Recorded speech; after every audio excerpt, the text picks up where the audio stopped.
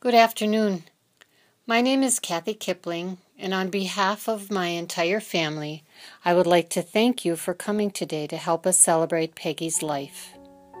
I am honored to be doing Peg's eulogy.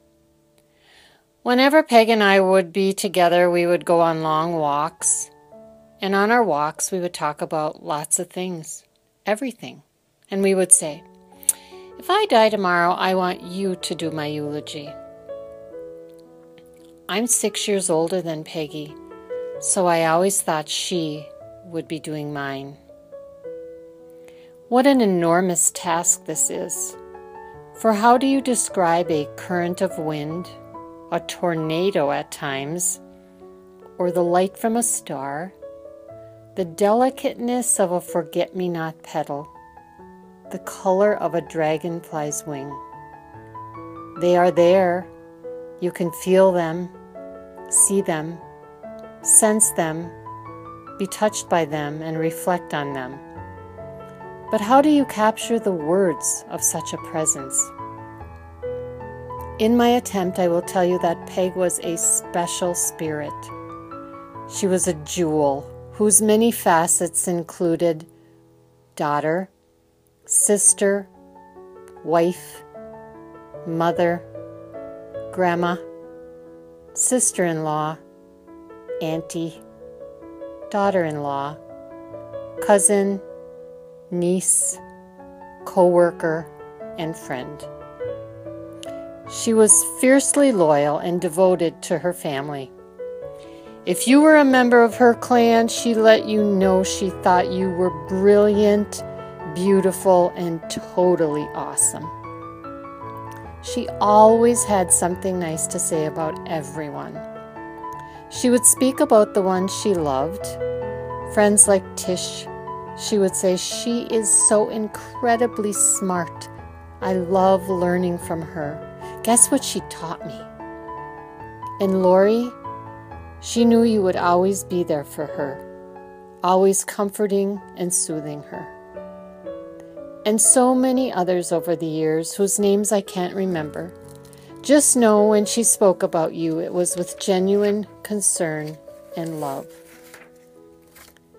Garrison Keillor said, "They say such nice things about people at their funerals that it makes me sad to realize that I'm going to miss mine." Well, Peg did not miss hers. We were all together as a family on Friday night. She was in the middle of the group in her bed in the living room, and we were reminiscing about the great times we have had together. You know who was cracking us all up with her renditions of the stories? Yep, Peg. She was remembering the time she and her mother assembled an awning for the patio. It took all day in the blazing heat, and when they finished and she went in the house, a gust of wind blew the awning into the neighbor's yard. Of course, only Peg could tell the story and have you cracking up. John remembered how she bought thongs for all the guys in the clan for their Mexico trip. She knew how to have fun. Michelle and Kristen remember Auntie Peggy being the creator and director of the Summer and Winter Olympics at Casey Lake. She even helped paint the camp last summer. We told stories for hours and laughed and cried and hugged all evening. Then Peg said, "I don't know about the rest of you, but this is the best funeral I've ever been to." Of course, we all agreed. So today is actually her second funeral, and I hope we are doing her proud.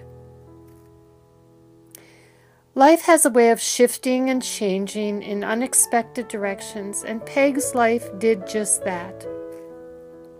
How could any of us have predicted that a simple appendectomy could have ended this way? And yet here we are, and she is free. Happy, I am sure. She had not been free of pain and discomfort for a long time, and she knew there would be more, not less, as time passed. But even as rough as the last year has been, and it was rough, she never complained. And I do think she would have that gigantic surgery and chemo all over again if it meant another year to be here with all of us. For in that year, she and Jim went on several road trips in the vet. She was able to see Jaron and Jace grow to be awesome young men. And both Jaron and Jace had time to reflect with their grandma about the times they had driving on camp roads, learning how to swim, making gingerbread men, riding the lawnmower, making art projects, gardening, and awesome vacations with Grandma Peggy. They could always count on seeing her in the bleachers and cheering for them at their games.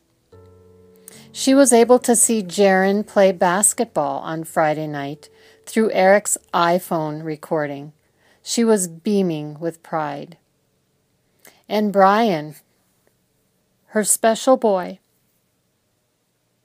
had time to reflect, and he says it's impossible to capture his 35 years of memories without writing a novel.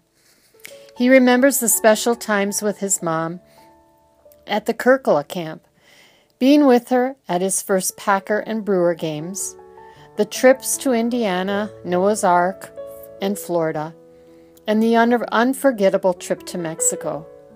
She was always there for me, he says, with unconditional love, no matter what the situation. She always treated others with love, respect, and kindness. That's what I will remember, he said. Brian says, I know you will always be with me, Mom, and I love you. And Kara, her sweet daughter, says she gets a laugh every time she remembers how crafty her mom was. There was nothing that some hot glue or staples wouldn't fix, except the scratches on my legs from her one-of-a-kind staple-hemmed jeans. Kara, like Brian, will always remember her mother's unconditional love. Kara says, she was always there for me when I needed a shoulder to cry on, someone to talk to, or share a funny story with. I will forever cherish nightly walks around the neighborhood with my mom. She was and always will be my best friend. In the last year, Peg was able to get to know Josh and tell him what a great guy he is. And Peg, Jim, Roger, Bonnie, Terry, and I had a fabulous vacation at the cottage together in July. And when they told her she was cancer-free in November, she told me, I texted 40 of my closest friends and invited them to the club to help celebrate. And they all showed up. What a special time that was. She was a mighty blessing from the universe for all of us fortunate enough to know her. I would urge us all to listen to the current of the wind, look for the light from the star, feel the petal of a forget-me-not, and try to describe the color of a dragonfly's wing, for she is there. So in closing, what do I say about my sister-in-law? I can say without any doubt that she loved her husband, children, grandchildren, and pets beyond measure. That she valued and loved her entire family. Was she good? Absolutely. Will we miss her? Without a doubt. Is she happy now? I believe with all my heart that she is. And I can say that my life is better for her presence because of her enduring love. She has left a beautiful legacy in the form of her two fine children, Brian and Kara, and her grandchildren, Jaron and Jace. Our beloved Peg fought the good fight, and I am sure the Lord has said to her, well done, my good and faithful servant. Well done.